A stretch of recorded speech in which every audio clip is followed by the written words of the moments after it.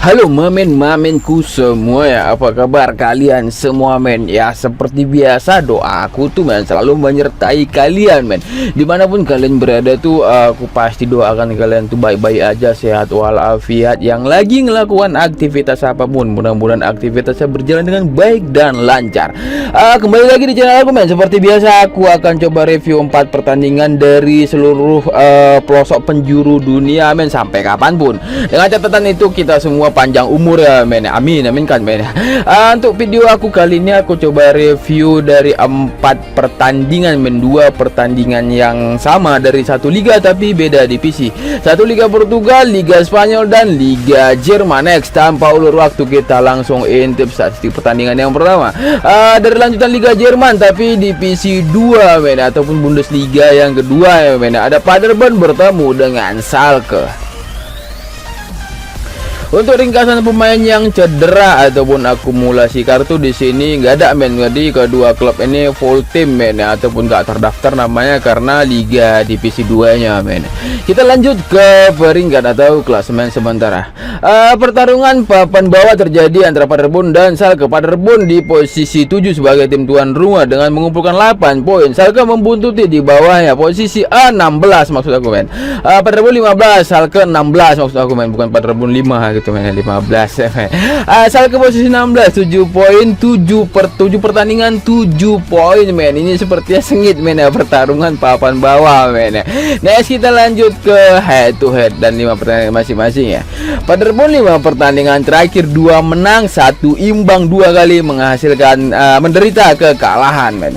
Sedangkan si Schalke 5 pertandingan terakhir 2 menang, 1 imbang dan 2 kali juga menderita kekalahan men. Bahkan di match terakhir mereka si Schalke mereka bertemu dengan Santo Pauli bermain sebagai tim tamu, mereka kalah 3-1 men. Untuk head to head 5 pertemuan terakhir Schalke menangnya 4 kali termasuk di pertandingan persahabatan ini men ya. Imbangnya 1 kali 1, sama di pertemuan terakhir tandang dan kandang Schalke dua-duanya yang menang men ya, 2-0 dan 0-1 men. Nah kita intip balik ke halaman si Bandot untuk melihat perputaran yang diberikan oleh si Bandot. Paderborn bertemu dengan Schalke, handicap terkecil ada mata-mata atau lek-lekan dan juga seperempat Paderborn yang ngepur ya. Karena dia mungkin sebagai tuan rumah ini men, dan peringkatnya juga di atas padahal beti-beti beda tipis men. Over under ada 3 dan 3 seperempat men. Schalke di pur men, walaupun seperempat aku tampung men dengan mengambil under 3 seperempat karena skor prediksi menurut dari aku men di sini kalau nggak 0-1 Schalke yang menang ataupun berimbang men 1 sama men. Asal jangan Paderborn aja lah yang menang, tapi feelingku lebih ke Schalke karena dilihat dari head to head dan semua segala macam Schalke lebih unggul men. Kita lanjut ke pertandingan kedua dari Liga Jerman juga tapi ini di divisi satunya men. Hoffenheim bertemu dengan Dortmund. Next kita langsung intip statistik dari kedua klub ini. Di sini divisi 1 ada beberapa pemain yang tercantum namanya yang udah dipastikan gak akan bermain men. Banyak men dari kedua kubu. Dari Hoffenheim di sini ada 6 pemain, Conte, Geiger, Grealish, John, Nasoki dan juga Weghorst men, 6 pemain. Sedangkan berangkat kubu Dortmund ada 4 pemain, Duranville, Munir, Thomas Munir nih men ya, Bori Mauza dan juga Sabitzer men. 4 pemain melawan 6 pemain yang cedera men ya, atau dipastikan gak akan bermain. Kita loncat ke peringkat atau klasemen. Hoffenheim tim tuan rumah posisi 5 pertandingan 12 poin. Dortmund membuntuti di bawahnya posisi 6 5 pertandingan 11 poin, hanya selisih 1 poin aja men. Sepertinya Hoffenheim di bulan ini ataupun di musim ini agak memberikan kejutan atau juga dengan Dortmund yang lagi menurun stamina atau performa ya men ya. Sejak ditinggal beberapa pemainnya pada musim lalu, salah satu bintangnya itu ada si Jude Bellingham yang hengkang ke Real Madrid. Jadi mungkin lini tengahnya kropos semenjak ditinggal Bellingham, jadi nggak ada penggantinya atau belum ada pengganti yang menjadi agak turun performa mereka sepertinya men ya. Kita lanjut ke head to headnya men. 5 pertandingan terakhir emang Hoffenheim agak jago aku bilang men. 5-5-nya menang full win men ya. Bahkan di Liga Persahabatan, di partai persahabatan juga menang men ya. Sedangkan Dortmund 5 pertandingan terakhir 2 menang, 2 imbang dan 1 kali menderita kekalahan. Itu juga di lanjutan Liga Champions bertemu dengan PSG bermain sebagai tim kandang ataupun tim tamu men si Dortmund men ya. Untuk head to head 5 pertemuan terakhir Dortmund secara 4 beruntun menang 4-4-nya men ya. Di sini bahkan di pertemuan 2 kali tandang dan kandang di musim semalam Dortmund yang menang, tapi skornya tipis-tipis saja men ya.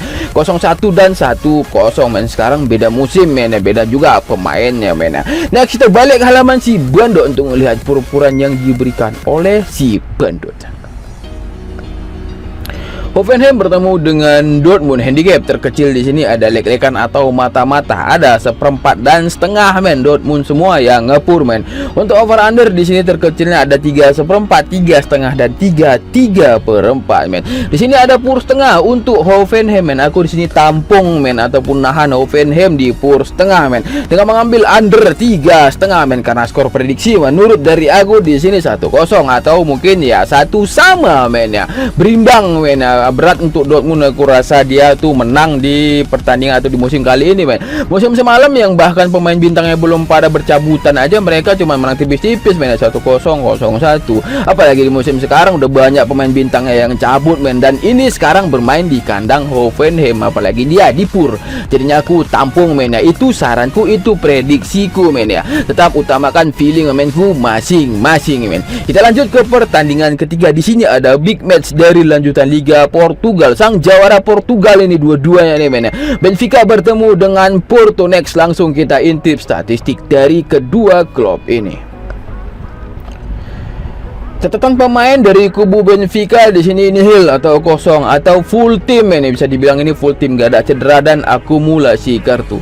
Nyebrang kubu Porto di sini ada 4 pemain yang udah dipastikan akan bermain: Eva Nilsson, Gabriel Veron, Marcano dan juga Zaidu. Kita lanjut ke peringkat. Porto dan Benfica di sini posisi 2 dan 3. Si Benfica sebagai tim tuan rumah posisi 3 men, 6 pertandingan 15 poin, sedangkan Porto di atas sebagai tim tamu men. Posisi 2 6 pertandingan juga 16 poin, hanya selisih 1 poin aja men. Makanya tadi aku bilang inilah dia super big match di Liga Portugal men. Selain si Sporting Lisbon tadi nih men dipertemukan di babak ke-7 atau match ke-7 ini antara Porto dan Benfica men. Kita lanjut ke head to head. 5 pertandingan terakhir Benfica 4 kali menang, 1 kali menderita kekalahan. Kalah di lanjutan Liga Champions bermain di kandang sendiri, mereka kalah melawan Salzburg men 0-2 men.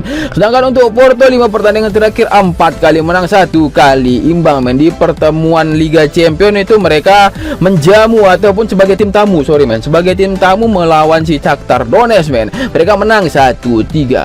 Untuk head to head 5 pertemuan terakhir Benfica menang 2 kali, Porto menang 2 kali. 2 pertemuan terakhir men di sini dari piala dan juga lanjutan liga men. Dari piala di sini Benfica yang menang, dari lanjutan liga Porto yang menang men. Tapi di balas tandangnya men di sini Benfica yang menang 0-1 men. Ini di kandang Porto, ini di kandang Benfica, balik-balikan orang ini men. Kita balik ke halaman si Bandot men ya untuk melihat pur-puran yang diberikan oleh si Bandot.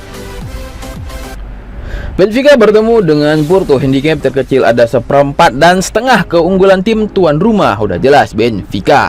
Over under di sini ada 2/4 dan 2,5 men. Aku menjagokan Benfica tapi aku hanya berani ngepur 1/4 men ya, karena Benfica nilai plus bermain di kandang itu wajib men bagi aku men. Tengok dulu kandang dan tandangnya men, tapi juga kekuatan timnya juga wajib lah men ya. Masa tengok kandang tandang aja men ya kan. Aku di sini ngepur 1/4 Porto men dengan mengambil over 2,5 karena skor prediksi menurut dari aku 2-1 Benfica yang menang, atau seminim-minimnya selisih satunya 1-0 Benfica yang menang men.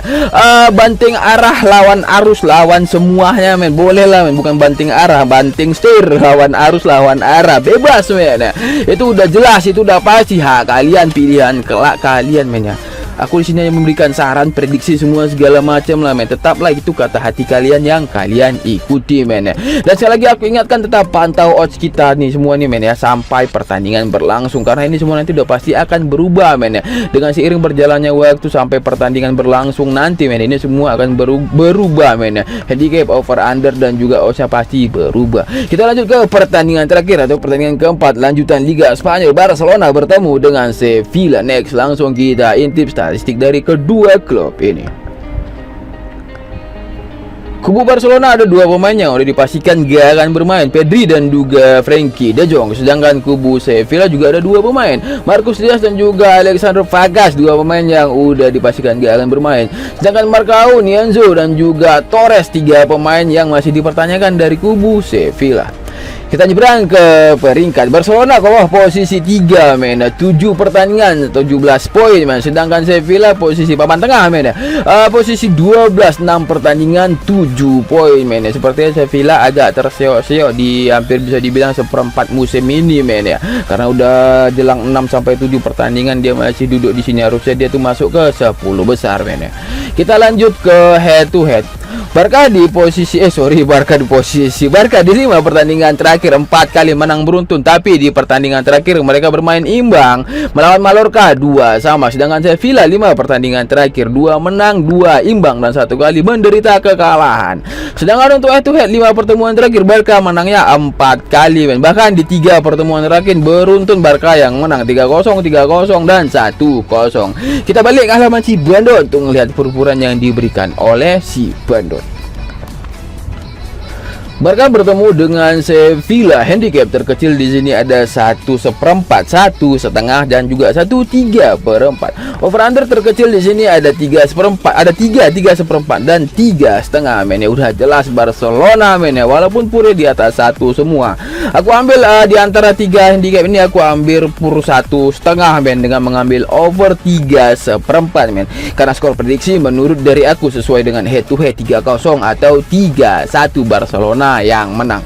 Kalau pemainku mau ngambil untuk handicap 1/3/4 juga nggak masalah, mana tahu skornya benar men ya, tapi kalian cuma hanya menang separuh men ya. Wasnya juga nggak beda-beda jauh ya men. Oke men, udah 4 tim aku coba review di video aku kali ini men. Nggak lupa aku ucapkan terima kasih yang nggak terhingga, yang udah subrek, udah mampir, udah ngintip singgah lah pokoknya ke channel aku ini men, udah mensupport channel aku. Terima kasih sebanyak-banyaknya yang tak terhingga men. Oh ya men, jangan lupa kalau udah subrek itu kalian komen, kalian like juga men, dan terpenting itu hidupkan lonceng notifikasi agar kalian tuh gak ketinggalan berita terupdate dari channel aku men.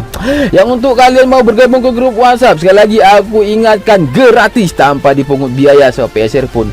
Dan aku lebih fokus ke grup WA men ya, untuk share-share semuanya, masalah pribadi, masalah umum, apalagi share bill men, buat apa gas di grup WA men. Di sini nanti ada nomornya, di kolom komentar ada, deskripsi ada, kalian tinggal japri karena aku aja men. Ingat sekali lagi aku pertegas gratis men. Kalau ada yang minta bayar itu aku yang bayar, aku yang datang nih orang ya men. Oke men, kita tutup pertemuan kita di video kali ini. Salam pemersatu seperti biasa, salam semangat seperti biasa juga men. Salam bravo men.